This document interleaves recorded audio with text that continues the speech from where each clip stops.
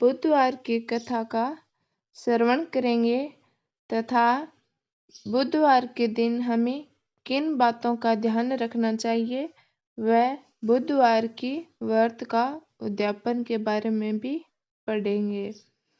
बुधवार का दिन भी बड़ा खास होता है और इस दिन भगवान गणेश जी की पूजा की जाती है।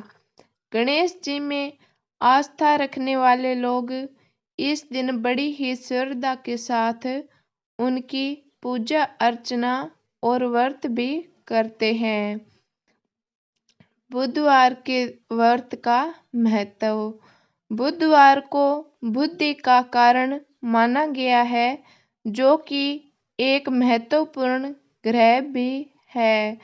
अगर किसी की कुंडली में बुध खराब हो तो उसके जीवन में कभी भी तरक्की नहीं होती है, साथ ही उसे कभी भी कामयाबी नहीं मिलती है। बुध को व्यापार और बहन बेटी का कारक भी माना जाता है।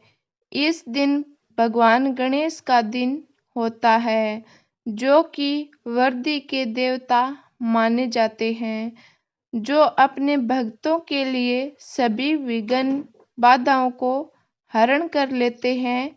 इसीलिए उन्हें विघ्नहर्ता भी कहा जाता है। अगर कोई इनका सच्चे मन से पूजन करे तो उनको जीवन में धन और सुख समृद्धि की कभी कमी नहीं रहती। इस व्रत को करने से आपके अन्न के भंडार कभी खाली नहीं होते। भगवान गणेश जी ने जिन्हें विघ्नहर्ता भी कहा जाता है, उनकी पूजा अर्चना करने से जीवन के सभी दुख दूर हो जाते हैं। इस दिन व्रत रखने का भी विधान है। अगर कोई इस दिन सच्चे मन से गणेश जी की आराधना करता है तो उसके जीवन में धन और सुख समृद्धि की धन व्यर्थ जा रहा है तो बुधवार का व्रत करें। आइए दोस्तों, बुधवार के व्रत की विधि जान लेते हैं। गणेश जी की पूजा करने से पहले संकल्प लें, क्योंकि किसी भी पूजा को शुरू करने से पहले संकल्प लेना आवश्यक है।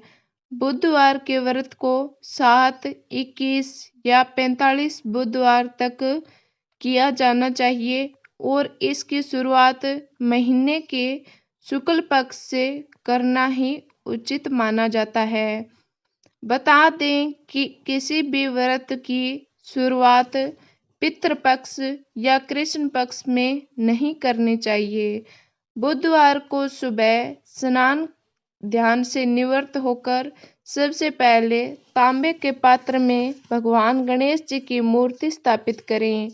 पूजा के लिए पूर्व दिशा की ओर मुख करना शुभ होता है।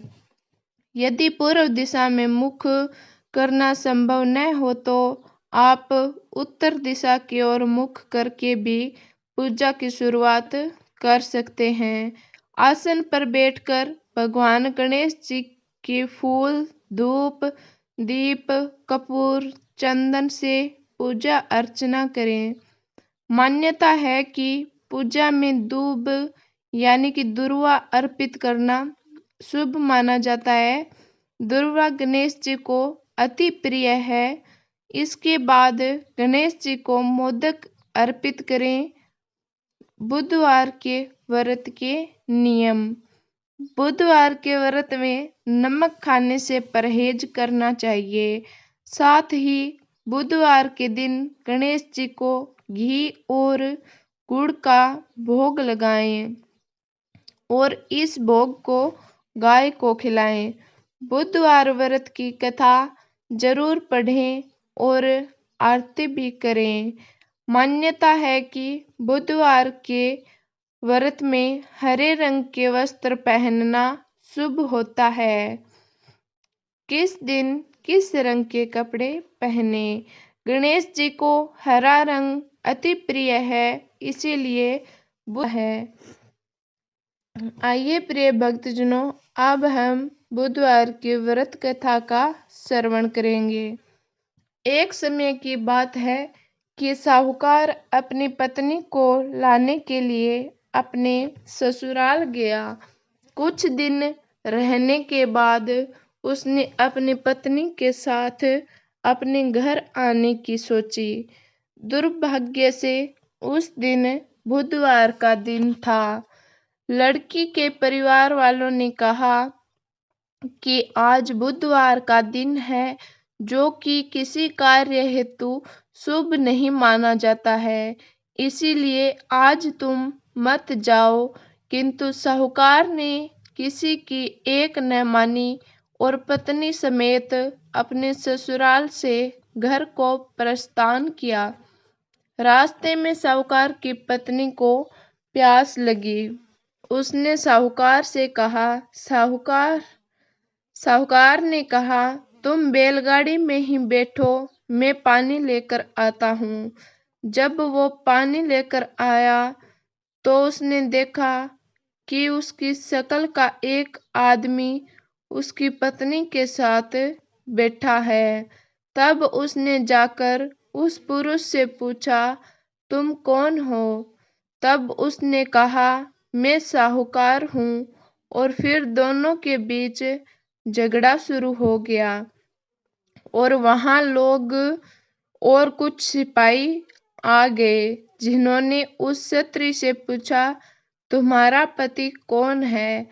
तब वो इसका उत्तर न दे सकी और साहूकार अपने मन में कहने लगा कि ये प्रभु की कैसी लीला है।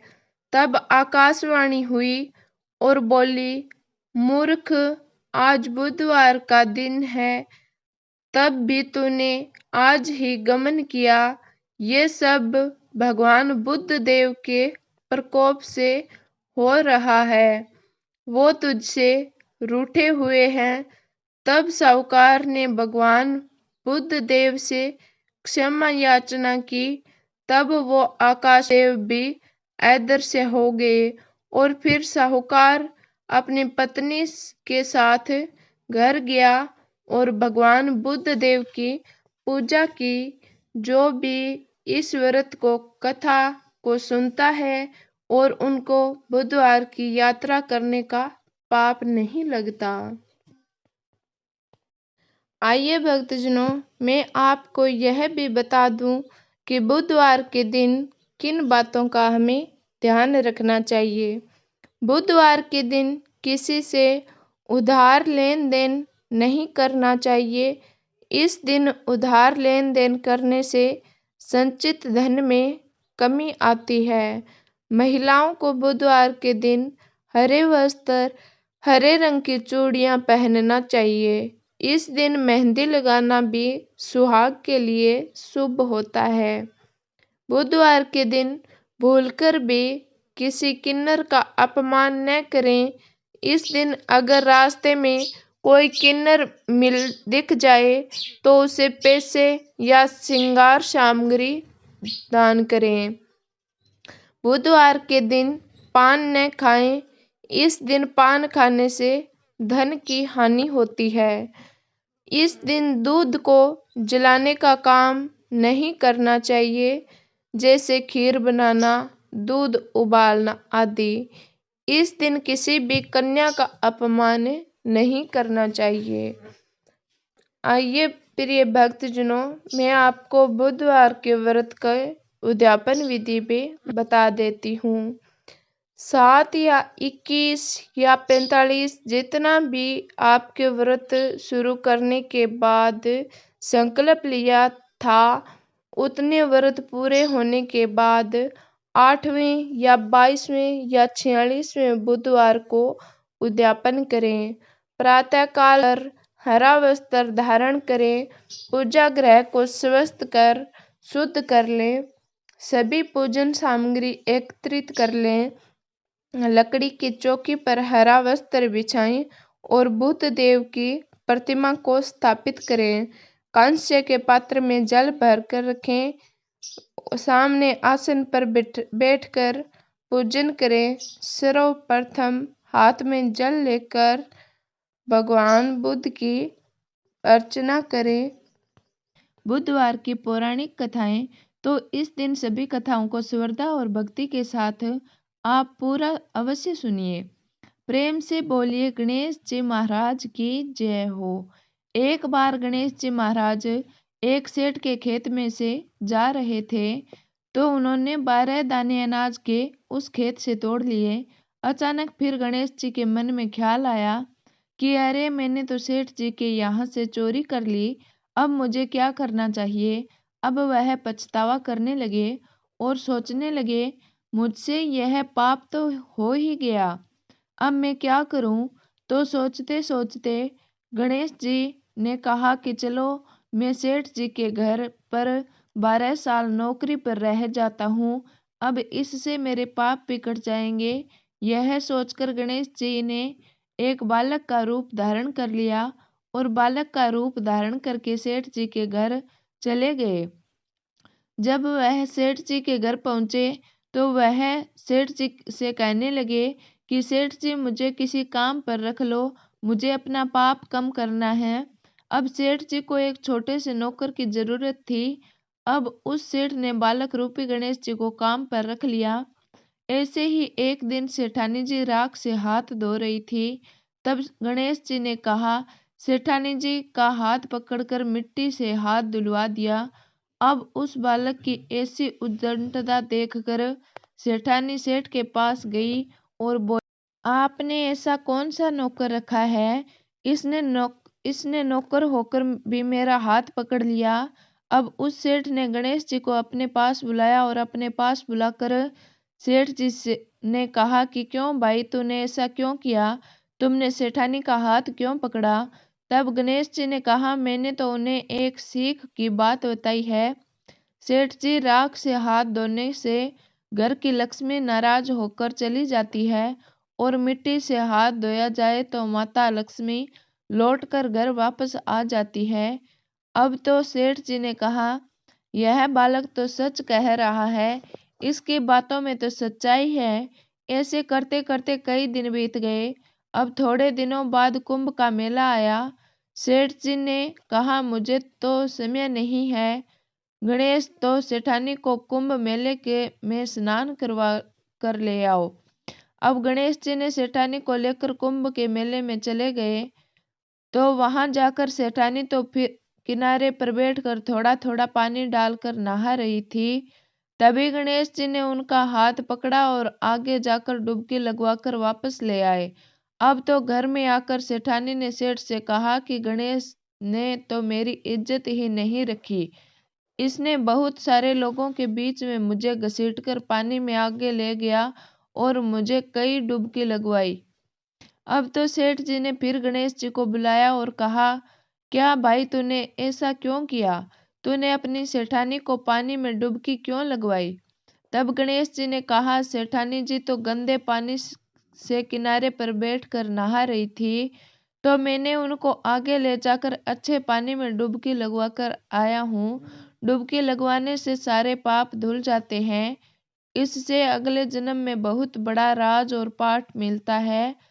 अब सेठ जी ने सोचा, गणेश तो सच कह रहा है, और सेठ जी ने उसे कुछ नहीं कहा। अब एक दिन सेठ जी के घर में पूजा पाठ हो रही थी, हवन हो रहा था। तभी सेठ जी हवन पर बैठे हुए थे और उन्होंने गणेश जी से कहा कि जाओ और सेठानी को बुलाकर लाओ। जैसे ही गणेश जी सेठानी को बुलाने अंदर गए, तो सेठानी तो काली चुनरी ओढ़कर तैयार होकर गणेश जी के साथ चलने लगी। तब गणेश जी ने उस चुनरी को उतार कर फाड़ दिया और कहा, लाल रंग की चुनरी ओढ़कर सेठ जी के पास चलो। अब सेठानी जी नाराज हो गई। उन्होंने गणेश जी के साथ आने से मना कर दिया और वह अपने कमरे में सो गई।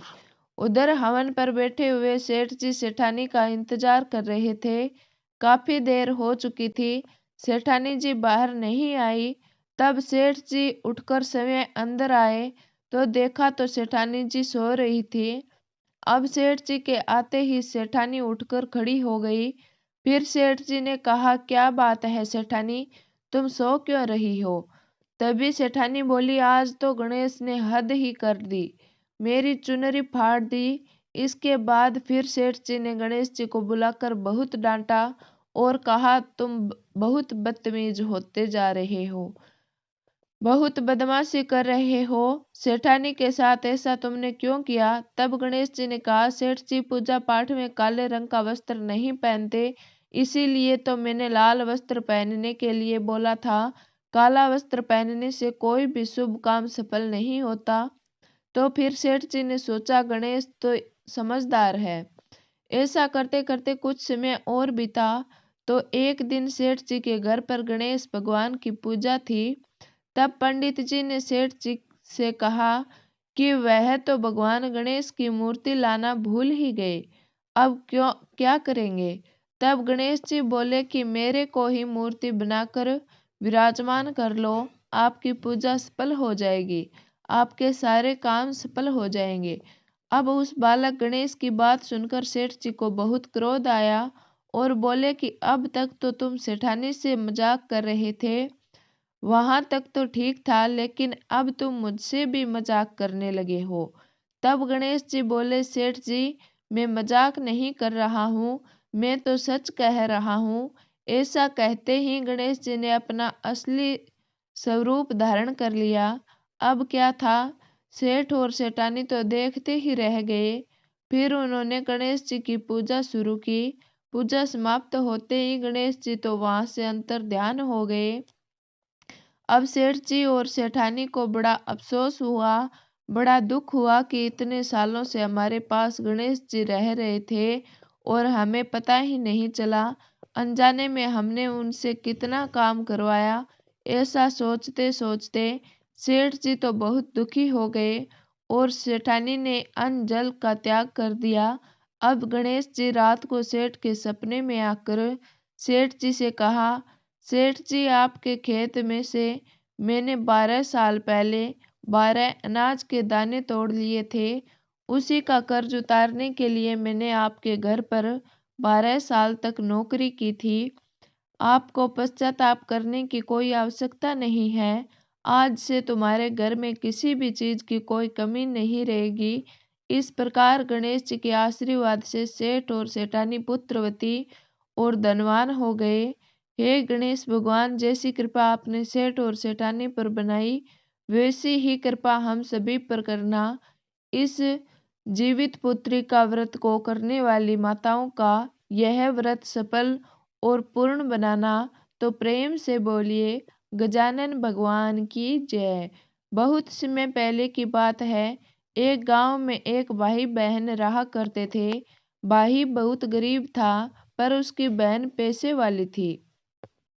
जब बहन के ननंद का विवाह था, तब बहन ने ना तो अपने भाई को विवाह में आने का निमंत्रण दिया, ना ही कोई चिट्ठी भेजी। भाई को बाहरी लोगों से पता चला कि उसकी बहन के ननंद का विवाह है। भाई ने अपने गांव वालों को बताया। तब गांव वालों ने उसकी बहन के लिए चुनरी, बिछिया, साड़ी, जिसको जितना बन पड़ा, कन्या के लिए दिया। भाई सारा सामान लेकर बहन के गांव पहुंचा। बहन के घर जाने पर बहन की देवरानी बोली, भाभी जी आपके भाई आए हैं। तो बहन ने पूछा, कैसे आए हैं और क्या पहना है? तब देवरानी ने कहा कि पैदल आए हैं, फटी पगड़ी और फटी धोती पहने हैं, दुकान में बैठे हैं, मुझे शर्म आती है। भाई को बोलो कि पीछे के दरवाजे से आए। भाई के आते ही बहन ने भाई को एक कमरे में बंद कर बाहर से ताला लगवा दिया। एक तरफ लड़की का विवाह हो रहा था, गाजे बाजे बज रहे थे, अतिथियों को भोजन कराया जा रहा था, और दूसरी तरफ भाई को कोई पानी तक पूछने वाला नहीं था। तभी भांजे की बहू को दया आ गई और उसने दरवाजा खोल दिया। दरवाजा खोलते ही भाई वहां से भागा। 2 दिन के भूखे प्यासे रहने के कारण उसे चक्कर आने लगे। रास्ते में एक गणेश जी का मंदिर था, वहां जाकर वह गिर गया और रोते रोते गणेश भगवान को अपनी व्यथा सुनाई और बोला, हे गणेश जी महाराज, आज मेरी गरीबी के कारण से मेरी सगी बहन ने मुझे धिक्कार दिया है। घर जाने पर मेरी पत्नी, मेरे बच्चे जब पूछेंगे कि विवाह से क्या लेकर आए हैं, तो मैं क्या जवाब दूंगा। तब गणेश जी को उस पर दया आ गई और गणेश जी भगवान बोले, मेरे बगीचे से ककड़ी तरबूज तोड़कर ले जा। तब भाई ने ककड़ी तोड़कर झोला भर लिया और अपने घर गया। घर जाते ही बच्चों ने पूछा, पिताजी बुआ के यहाँ से हम लोगों के लिए क्या क्या लाए हो। बच्चे उसके झोला देखने लगे। झोला खोलते ही छोटे छोटे तरबूज सोने के गेंद में बदल गए। बाकी तरबूज को काटने पर हीरे मोती निकले। पत्नी बोली, आप बहन के घर से इतना कुछ क्यों लाए? आपकी बहन ने हम लोगों को बहुत ज्यादा दे दिया है। भाई ने कुछ भी जवाब नहीं दिया। गणेश भगवान की कृपा से उसके दिन बदल गए। भाई का काम धंधा जोरों शोरों से चलने लगा और भाई अब बुधवार का व्रत भी करने लगा। धीरे धीरे गहने कपड़े रहने के लिए मकान बन गए। पत्नी बोली, एक बार ननंद जी को बुलाकर लाओ। तो भाई ने नए कपड़े पहने, नए जूते पहनकर रथ में बैठकर बहन को लेने गया। देवरानी बोली, भाभी जी आपके भाई आए हैं। बहन ने पूछा, कैसे आए हैं और क्या पहना है?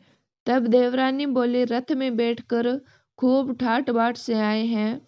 बहन बोली, मेरे भाई को बोलो कि हवेली के सामने से आए, मेरे ससुर देवर जेठ देखेंगे। भाई का बहन ने खूब स्वागत सत्कार किया। भाई बोला, बहन मैं तुम्हें लेने आया हूँ। तब बहन ने कहा, मुझे भी बहुत दिन हो गए हैं, चलो मैं चलती हूँ। भाई बहन को लेकर अपने घर आया। भाई और उसकी पत्नी ने बहन का खूब आदर सत्कार किया।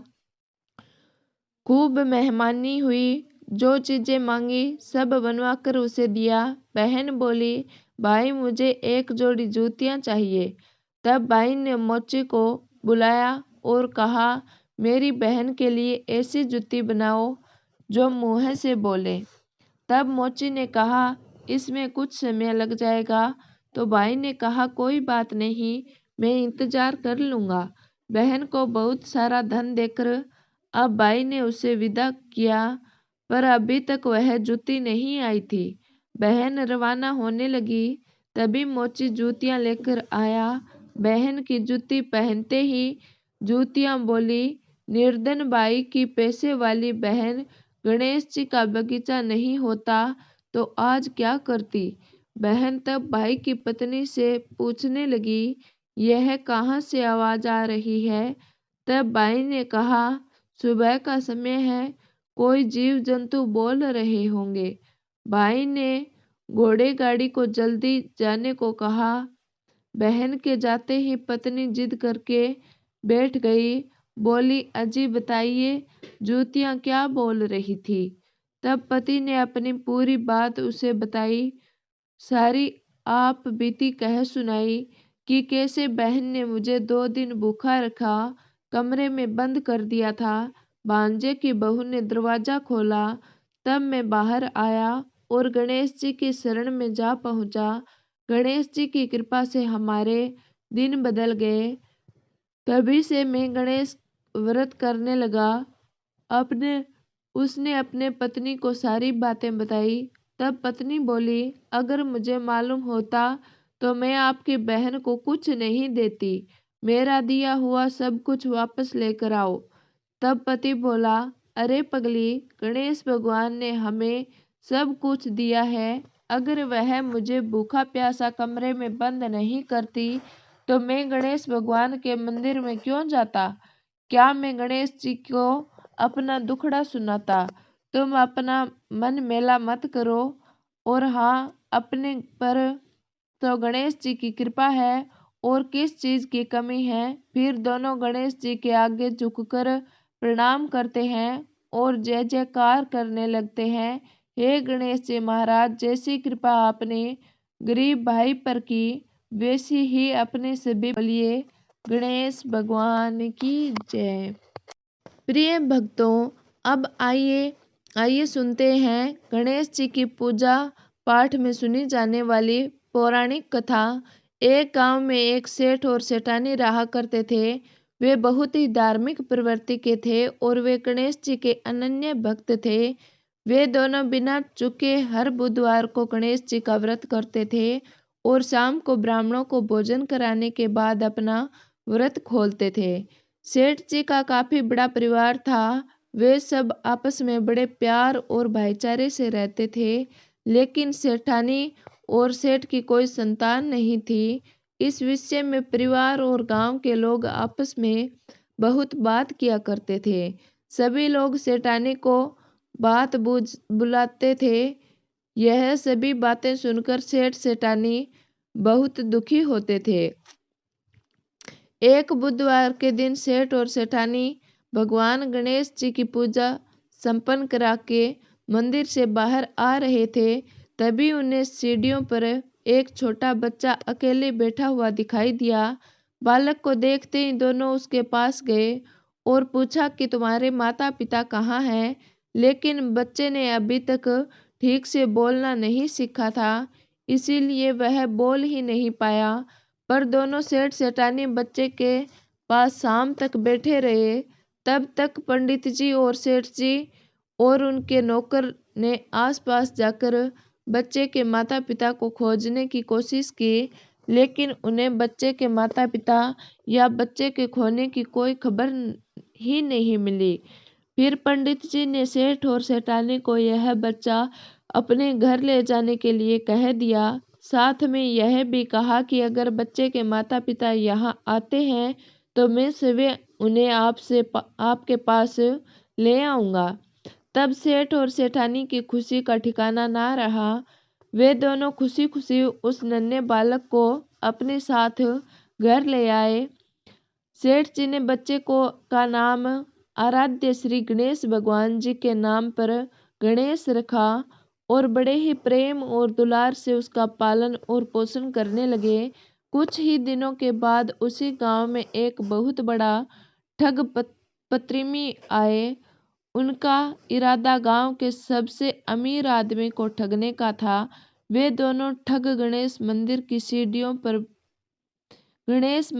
सीढ़ियों पर बैठकर सोच विचार कर रहे थे। तभी वहां पर पंडित जी आ गए और गांव के अनजान लोगों को देखते ही उन्होंने पूछा, क्या आपका बच्चा खोया गया है? दोनों चोरी चाकरी के लिए बहाना ढूंढ रहे थे, इसीलिए उन दोनों ने तुरंत ही हाँ कह दिया। तब पंडित जी ने कहा कि देखिए, चिंता की कोई बात नहीं है। आपका बच्चा एक सेठ जी के घर पर पल रहा है। पंडित जी उन दोनों ठग को सेठ जी के घर ले आए और कहा, सेठ जी, गणेश जी के माता पिता आ गए हैं। यह खबर सुनकर सेठ और सेठानी बहुत दुखी हुए। सेठ उन दोनों पति और पत्नी को एक रात के लिए अपने गृह में ठहराया। अब वह दोनों ठग सिर्फ मौके की फिराक में थे। फिर उसी रात सभी लोगों के सो जाने के बाद वे दोनों ठग एक एक करके सभी कमरों की तलाशी करने लगे। फिर वे दोनों तिजोरी वाले कमरे में पहुंच गए। छानबीन के वक्त होने वाली छोटी मोटी आवाजों से सेठ जी का एक नौकर जग गया और आवाज की दिशा में तिजोरी वाले कमरे के नजदीक आ गया। उसने चुपके से अंदर जब झांक कर देखा तो दोनों ही मेहमान कीमती सामान चुरा रहे थे। नौकर ने यह देखते ही धीरे से उस कमरे के बाहर की कुंडी लगा दी और जोर जोर से चोर चोर बुलाकर पूरे घर में हल्ला मचा दिया। शोरगुल की आवाज सुनते ही घर के सभी लोग इकट्ठा हो गए। तब सेठ जी ने उन दोनों चोर पतीत को कमरे से बाहर निकाला और सुबह ही पंचायत में हाजिर कर दिया। सेठ जी ने सरपंच जी को पूरा मामला बताया और कहा कि हे सरपंच जी, यह दोनों तो चोर है। अब हम पुत्र गणेश को इन दोनों को नहीं देंगे। लेकिन वे दोनों ठग पतीत अपनी जिद पर अड़े रहे और बच्चे को ले जाने की जिद करने लगे। सरपंच जी ने इस गंभीर समस्या का एक तोड़ निकाला। उन्होंने सेठानी और दूसरी ओर औरत को गणेश जी के सामने खड़ा कर दिया और कहा, जिसके भी आंचल से दूध की धार गणेश जी के मुंह में जाएगी वह बालक गणेश जी के पास ही रहेगा। दोनों अपने आंचल मुंह के सामने कर खड़ी हो गई। सेठानी जी मन ही मन गणेश जी का नाम का जाप कर रही थी। देखते ही देखते गणेश भगवान की कृपा से सेठानी की आंचल से दूध की एक धार गणेश जी के मुंह में गिरी। इस तरह बालक गणेश और सेठानी के साथ हमेशा के लिए रहने लगा और उन दोनों ठग पतित को राजा के सिपाहियों ने गिरफ्तार कर लिया और उन्हें कैद खाने में डलवा दिया। इस तरह निसंतान सेठ और सेठानी को भगवान गणेश की कृपा से एक पुत्र की प्राप्ति हुई। तो प्रेम से बोलिए गणेश जी भगवान की जय। प्रिय भक्तों, आइए अब सुनते हैं हम गणेश एवं तुलसी माता की कथा। एक बार की बात है, एक बार देवी तुलसी विवाह हेतु वर ढूंढने के लिए तीर्थ यात्रा पर निकली थी और ढूंढते ढूंढते वह गंगा किनारे पहुंच गई। उस समय गणेश भगवान गंगा किनारे तप कर रहे थे। उन्हें देखते ही देवी तुलसी उन पर मोहित हो गई और उनके मन में गणेश भगवान से विवाह करने की इच्छा उत्पन्न हुई। फिर देवी तुलसी ने गणेश जी के पास जाकर उनका ध्यान भंग कर दिया। आंखें खोलने के बाद गणेश भगवान के सामने देवी तुलसी खड़ी थी, लेकिन सामने एक स्त्री है, इसीलिए अपने क्रोध को नियंत्रण में रखकर गणेश भगवान ने पूछा, आप कौन हैं और हे देवी, आपने मेरा ध्यान भंग क्यों किया? इसका कारण क्या है? तो जवाब में देवी तुलसी ने अपने परिचय के साथ गणेश जी से विवाह की बात कर ली। उत्तर में गणेश भगवान जी बोले, हे देवी, मैं ब्रह्मचारी हूँ, इस वजह से मैं विवाह नहीं कर सकता। अपने विवाह प्रस्ताव के लिए ना सुनने के बाद देवी तुलसी क्रोधित हो गई। उन्होंने गणेश जी को श्राप दे दिया कि उनका ब्रह्मचर्य टूटेगा और उनके 2 विवाह होंगे। इस बात पर गणेश भगवान भयंकर क्रोधित हो उठे, क्योंकि एक तो वह स्त्री है, इसीलिए ध्यान भंग करने पर गणेश जी ने कुछ नहीं कहा और इतनी विनम्रता से बात करने पर भी उन्हें श्राप दिया गया। फिर गणेश जी ने भी तुलसी माता को श्राप दे दिया कि तुम्हारा विवाह शंखचूर्ण नाम के असुर के साथ होगा। एक देवी होकर भी उनका विवाह एक राक्षस से होगा। यह जानकर देवी तुलसी विचलित हो गई और विनायक जी से इस कठोर श्राप से मुक्ति दिलाने की क्षमा याचना करने लगी। फिर गणेश जी को तुलसी देवी पर दया आ गई। वे बोले कि मेरा श्राप तो बदल नहीं सकता, वह तो सच होकर ही रहेगा, लेकिन अगले जन्म में तुम एक पेड़ बनोगी और भगवान विष्णु जी को अत्यंत प्रिय होगी। उनकी पूजा में भी तुम्हारा एक महत्वपूर्ण स्थान होगा और कलयुग के मनुष्य को तुम मोक्ष का मार्ग दिखाओगी। लेकिन तुम मेरा तप भंग किया है और मुझे ब्रह्मचारी होकर भी 2 विवाह का श्राप दिया है, इसीलिए मेरी किसी भी प्रकार की पूजा में तुम निषिद्ध रहोगी। इस प्रकार देवी तुलसी गणेश भगवान की पूजा में निषिद्ध हो गई। तो प्रिय भक्तगणों, इस प्रकार से अब गणेश जी के विवाह का समय आता है। गणेश भगवान का मुख हाथी का है और एक दांत भी टूटा हुआ है। इन्हीं 2 कारणों की वजह से उनका विवाह नहीं हो पा रहा था। इस बात से गणेश जी महाराज अक्सर नाराज रहा करते थे। एक दिन एक देवता के आग्रह पर विनायक जी उनके विवाह में अपनी उपस्थिति दर्शाने गए। विवाह स्थल पर पहुंचने के बाद कुछ देवताओं ने मिलकर गणेश भगवान का समय पर विवाह न होने के कारण उनका उपहास किया, जिससे गणेश जी बहुत अधिक नाराज हो गए। उसी दिन उन्होंने ठान लिया कि जब तक मेरा विवाह नहीं होता है तब तक मैं किसी भी देवता का विवाह नहीं होने दूंगा।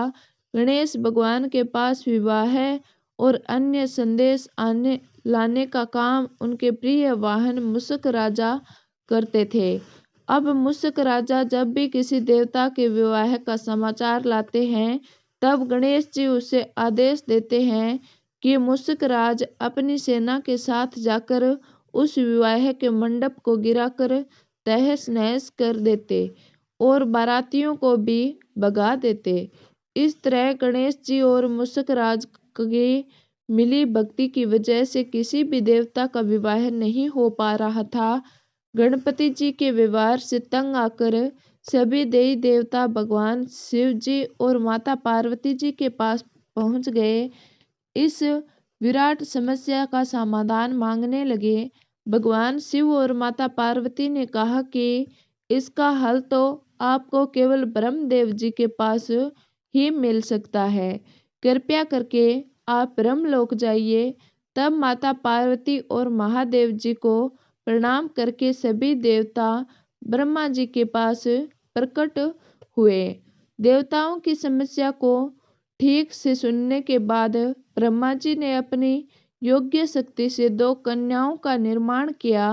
कन्याओं का नाम था रिद्धि और सिद्धि।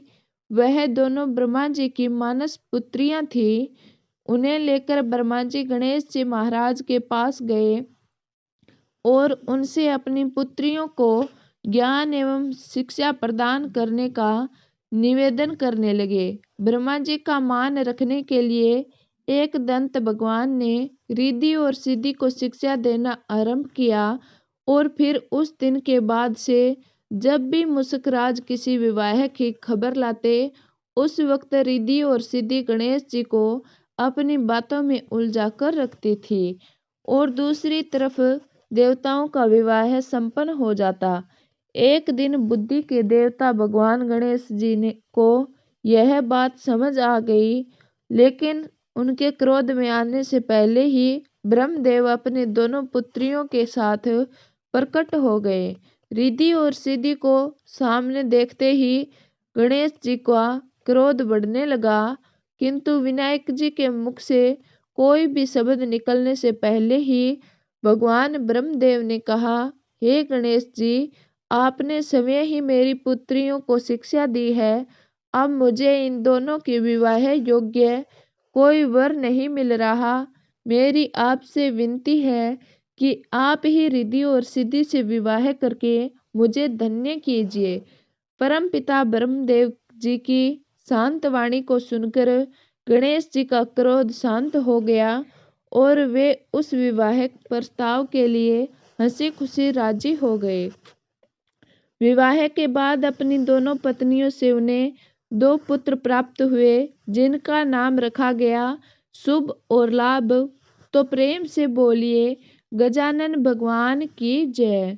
प्रिय भक्तगणों, कथा के अंत में आप श्रवण करेंगे तपसी और लपसी की कथा, जिसे हर व्रत के कथा के अंत में कहा और सुना जाता है।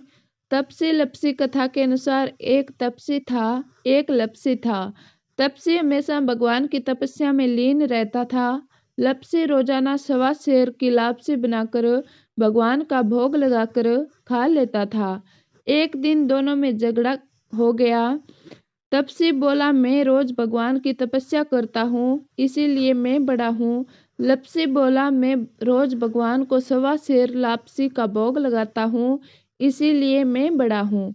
अब देखिए, नारद जी वहां से गुजर रहे थे। दोनों को लड़ता देखकर उनसे पूछा, तुम क्यों लड़ रहे हो? तपसी ने खुद का बड़े होने का कारण बताया और लपसी ने खुद का बड़ा होने का कारण बताया। तो नारद जी बोले, तुम्हारा फैसला मैं करूंगा। अब देखिए, दूसरे दिन तपसी और लपसी नहाकर अपनी रोज की भक्ति करने आए तो नारद जी ने छुपके 1.25 करोड़ की एक अंगूठी उन दोनों के आगे रख दी। तपसी की नजर जब अंगूठी पर पड़ी तो उसने चुपचाप अंगूठी उठाकर अपने नीचे दबा ली और लपसी की नजर अंगूठी पर पड़ी, लेकिन उसने ध्यान नहीं दिया। भगवान को भोग लगाकर लापसी खाने लगा। अब देखिए नारद जी सामने आए तो दोनों ने पूछा कि कौन बड़ा है। नारद जी ने तपसी को खड़ा होने को कहा। वो खड़ा हुआ तो उसके नीचे दबी अंगूठी दिखाई पड़ी। नारद जी ने तपसी से कहा, तपस्या करने के बाद भी तुम्हारी चोरी करने की आदत नहीं गई, इसीलिए लपसी बड़ा है और तुम्हें तुम्हारी तपस्या का कोई फल नहीं मिलेगा। तपसी शर्मिंदा होकर माफी मांगने लगा। उसने नारद जी से पूछा, मुझे मेरी तपस्या का फल का कैसे मिलेगा? नारद जी मुझे क्षमा कीजिए। नारद जी ने कहा, यदि कोई गाय और कुत्ते की रोटी नहीं बनाएगा तो वह फल तुम्हें मिलेगा। यदि कोई ब्राह्मण को भोग करवाकर दक्षिणा नहीं देगा तो वह फल तुम्हें मिलेगा। यदि कोई साड़ी के साथ ब्लाउज नहीं देगा तो वह फल तुम्हें मिलेगा। यदि कोई दिए से दिया जलाएगा तो वह फल तुम्हें मिलेगा। यदि कोई सारी कहानी सुने लेकिन तुम्हारी कहानी नहीं सुने तो वह फल तुम्हें मिलेगा। प्रिय भक्तों, उसी दिन से हर व्रत कथा कहानी के साथ लपसी एवं तपसी की कहानी भी सुनी और कही जाती है। एक बार प्रेम से बोलिए, श्री लक्ष्मी नारायण भगवान की जय। प्रिय भक्तगणों, अब आइए सुन